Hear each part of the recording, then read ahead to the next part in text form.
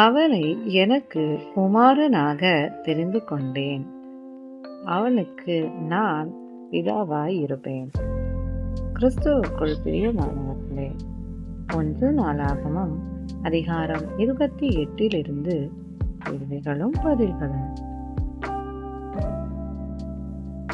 தலைவர்கள், அதிபதிகள், பிரபுக்கள், பிரதானிகள், பராக்கிரமசாலிகள் மற்றும் பலசாலிகளை தாவீது எங்கே கூடி வர செய்தார்? எருசலேமில் தங்குவதற்கு ஆலயத்தை கட்ட தாவீது மனதில் நினைத்திருந்தான். கர்த்தருடைய உடன்படிக்கை பெட்டியும் தேவனுடைய பாதப்படியும். ஆலயத்தை கட்டுகிறதற்கு ஆயத்தம் பண்ணியவன் யார்? தாவீது. யுத்த மனுஷனாய் இருந்து ரத்தத்தை சிந்தினவன் யார்? தாவீது. யூதாவின் வம்சத்தில் கர்த்தர் எதை தலைமையாக தெரிந்து கொண்டார்? தாவீதுடைய தகப்பன் குடும்பத்தை. தாவீதை இஸ்ரவேலின் மேல் ராஜாவாக்க அவன் மேல் இதயம் வைத்தவர் யார்? தேவனாகிய கர்த்தர். கர்த்தருடைய ராஜ்ய பாரத்தின் மேல் உட்கார கர்த்தர் தாவீதின் குமாரரில் யாரை தெரிந்து கொண்டார்? சாலமோனை. கர்த்தரின் ஆலயத்தையும் பிரகாரங்களையும் யார் கட்டக்கடவன் என்று கர்த்தர் கூறினார்? சாலமோன். எல்லா இருதயங்களையும் ஆராய்கிறவர் யார்? கர்த்தர். கர்த்தர் டேஷின் தோற்றங்களை எல்லாம் அறிகிறார், நினைவுகளின் தோற்றங்களை எல்லாம். தேடினால் தென்படுபவர் யார்? கர்த்தர்.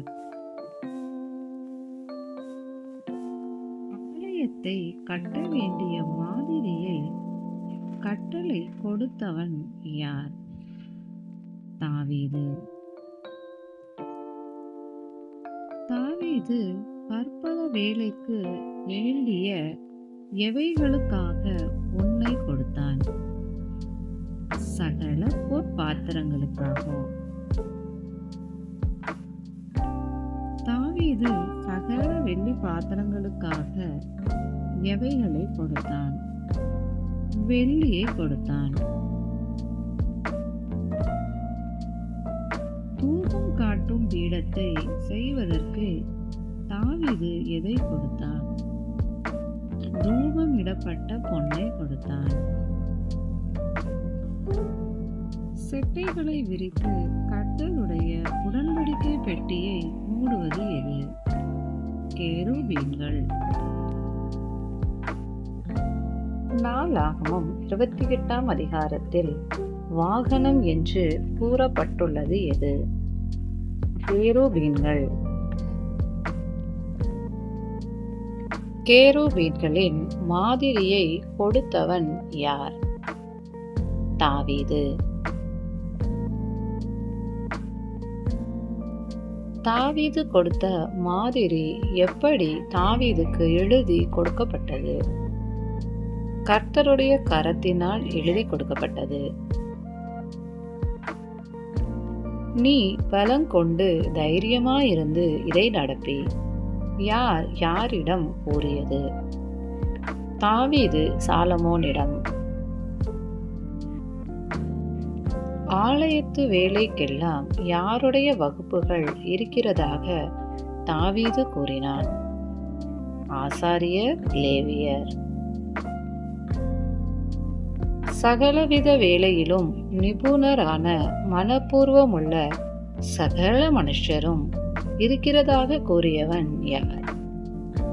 தாவீது. தேவனுக்கே மகிமை உண்டாவதாக. ஆமென். தேங்க்யூ.